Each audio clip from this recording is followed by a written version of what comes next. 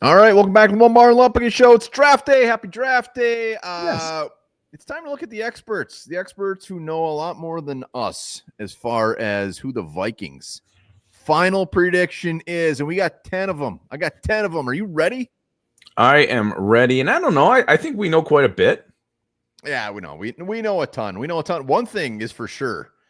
This seem and maybe I'm way off. Every expert has the Vikings pretty much taking somebody else. Nobody has a clue this year's draft. And that goes for all teams. Yeah, there's no consensus. The Jordan Addison year, everybody was kind of on the Jordan Addison. It seemed like it was kind of a sure thing. If he was going to be there, he's the pick. And this year, it's all over the map. Yeah, I mean, J.J. McCarthy was pretty standard. But I got 10 of them. I'm going to just lay them out there. We'll go one by one. But kapow! Whoa, look at all these look at these random names and these handsome, young, elderly men. Young, elderly men. Let's start with Peter Schrager.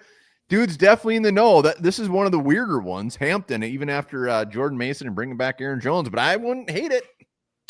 No, and you think about how good a player he is. This big one cut and go, but also power to go with that speed. I love him, Marion Hampton. Even with Jordan Mason, Aaron Jones, he's got a year left maybe, and we only traded for Mason for a couple years, so it's not over the realm of possibility. He's kind of the lone wolf here on the Hampton train. I feel like it's probably very slim that it would happen, but I wouldn't hate it either. I'd be shocked. This would be a pure value pick. It's like he's too good. He shouldn't be here. Boom. Let's take him. Daniel Jeremiah goes more missionary style. Yeah. Derek Harmon, a name very familiar with the Vikings when it comes to mock drafts. Lance Zierlein, this one's probably just giving you just punch the dick. Yeah, you know how I feel about Maxwell Harrison. I hope he ends up somewhere else.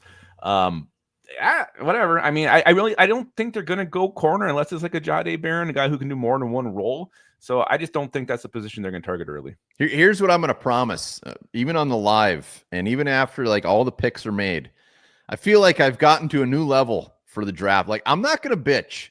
I'm just going to let them play a year. Let them play a snap. We've been wrong so many times on guys that either we thought were going to be good or thought we're going to be bad. So I'm going to be really mature tonight after I've had 15 beers.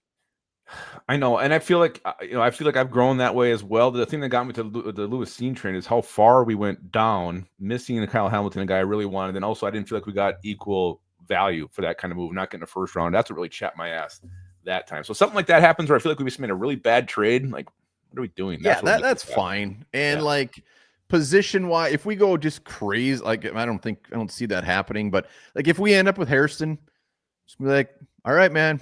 Let's see what he brings. Let's see what happens. Yeah. I'm still not going to like it, but I'm going to give him a shot. I'm not going to write him off, but I didn't like the Jeff Gladney pick. That didn't pan out. I didn't like the that's a corner before. Different.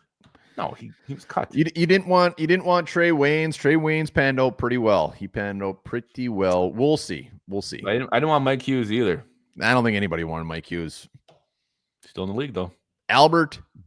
Mike Hughes had a great year last year. Albert Breer. One of the most accurate ones has us taken Tyler Booker guard. I'd love this. I think I love it too. I mentioned yesterday, I feel like he's super overanalyzed. People are trying to find nicks and holes in his game, even if they're not really there. I think he's one of the safest and most solid prospects in this. And imagine putting him there next to Darius, next to Ryan Kelly. Woo-wee. Wow. Thor, our dear pal, Donovan Jackson has trading back to 33 and still getting Jackson. That's a win. That's a win. That's a trifecta there. Trifecta win. Field Yates, Nick Emanwari, who is the most common name on this list, which I was a little bit surprised. Yeah, again, I don't know. Maybe they go safety. They're very high on Theo Jackson. They got Harrison Smith here. I don't think they're giving up on Jay Ward just yet. They got Josh Metellus.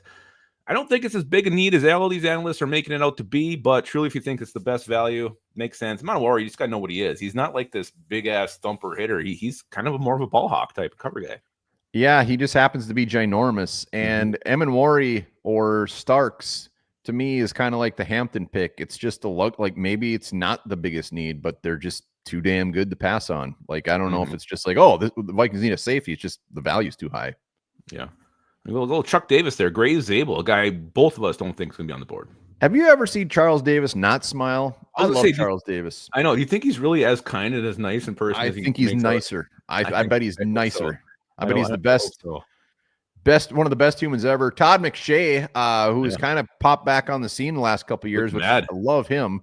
The McShay report's fantastic, and he's got us going with Jody Barron. Hell yeah. And we all know how we feel about him. And then Reed and Matt Miller end with a little Eminwari, little Eminwari juice as well.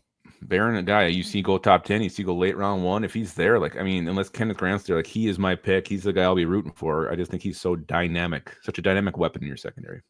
I am going to stick to my guns where I think there's going to be some bit like a Kenneth Grant, Barron, and the Vikings are just going to go somewhere else. I think our heart's going to be broken a little bit, but we're still going to be happy.